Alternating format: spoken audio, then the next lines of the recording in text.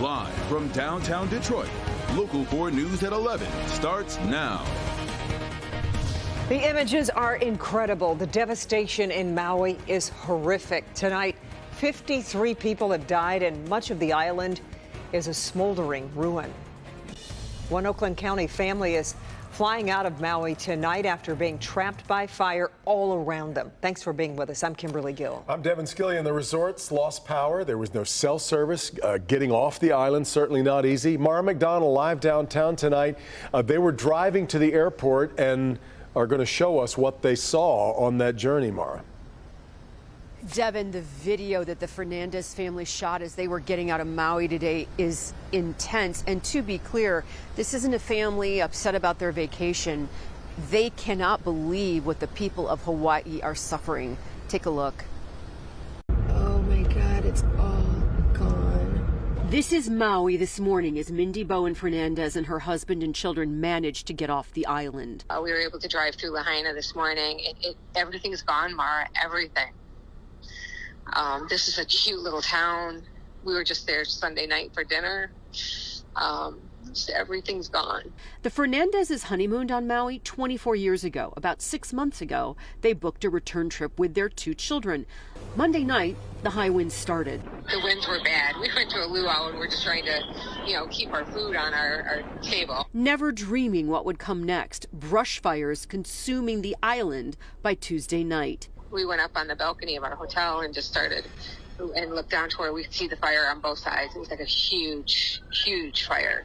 The resort lost power. There was no cell service. Getting to the airport was no sure thing today, but they had to try. When they let us through that barricade, I almost cried. I was so relieved.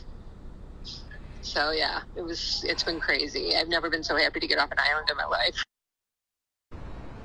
Back here live tonight, the governor of Hawaii says this is likely the worst natural disaster Hawaii has ever suffered. He says that death toll of 53 likely to go much higher, which sort of jives with what the Fernandezes were told as they were leaving the resort today. They were telling people to be on the lookout for people floating dead in the water simply because when fire was approaching, people had nowhere else to go and they ran into the water and later drowned. We are live downtown tonight. I'm Mara McDonald, Local 4. Oh, it's just amazing stuff. All right, Mara. The Board of Police Commissioners is weighing in on the controversial facial recognition software at the center of a recent lawsuit. And the Detroit police chief is on defense, saying they need the tool to keep the city safe. Jacqueline Francis joins us live with a conversation from both sides. Jacqueline. Yeah, this was an interesting conversation to be in on. On one hand, you have a police commissioner who wants to do away with facial recognition technology entirely, saying it's harmful and discriminatory. On the other hand, the police chief continues to say that this wrongful arrest had nothing to do with facial recognition technology and everything to do with shoddy police work. All of that said, there are policy changes on the table. This action was inexcusable, shoddy detective work, unacceptable, and should not have happened. Detroit Police Chief James White and facial recognition technology in the hot seat at Thursday's Board of Police Commissioners meeting. We all recognize the fact that facial recognition is very controversial and that the algorithms that are used in facial recognition are discriminatory. It comes after a lawsuit was filed stemming from an incident back in February. That's when facial recognition software identified Portia Woodruff as a carjacking suspect. Woodruff, who was 8 months pregnant at the time, was taken into custody.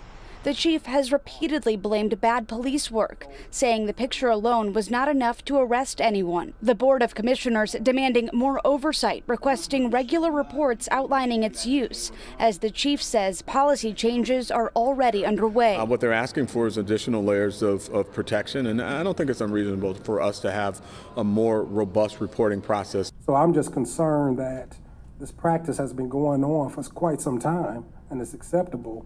But now that a lawsuit has been filed, now it comes to light. While some commissioners want to do away with facial recognition technology entirely, the chief argued the good it does for the city, saying just this year, we've been able to capture at least 16 murderers, 16 using facial recognition, and to bring closure to those families to bring closure to those moms who have lost their sons, husbands who have lost their wives, domestic violence victims who have been murdered.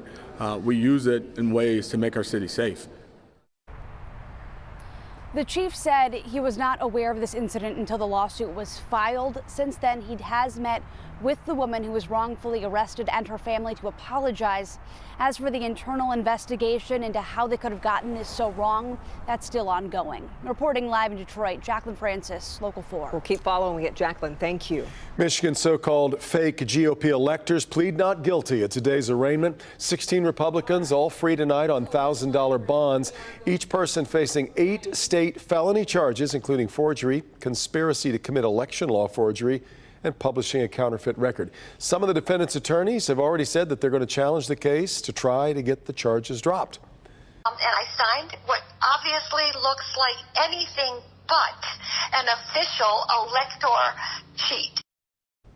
The group of 16 includes current and former GOP officials, one Republican National Committee member, a sitting mayor, school board member, and a number of Trump supporters.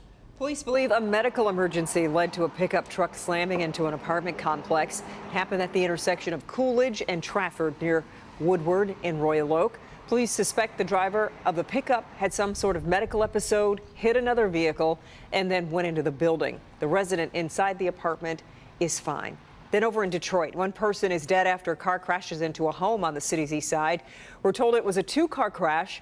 One of the cars slammed into a home on Moross. A man was taken to the hospital but died of his injuries. No word on what caused the crash at this time. U.S. Supreme Court is preventing Purdue Pharma from moving forward with bankruptcy proceedings. It's blocking a $6 billion opioid settlement from the Sackler family, which previously controlled the company. Sacklers agreed to that settlement for broad protection from opioid-related civil claims. It's a settlement the Biden administration has called unprecedented. The High Court will hear the case now, coming up in December. A controversial water shutoff program resumes next week in the city of Detroit. At least 250 Detroit residents or property owners owe between $5,000 and $10,000, some as high as $40,000. Those customers are the ones the department really wants to crack down on, owing roughly $250,000 to the department. The organization fighting to prevent the shutoffs is working with residents and the water department to try to make it so no one has to have their water shut off. No one should have their water shut off for any reason.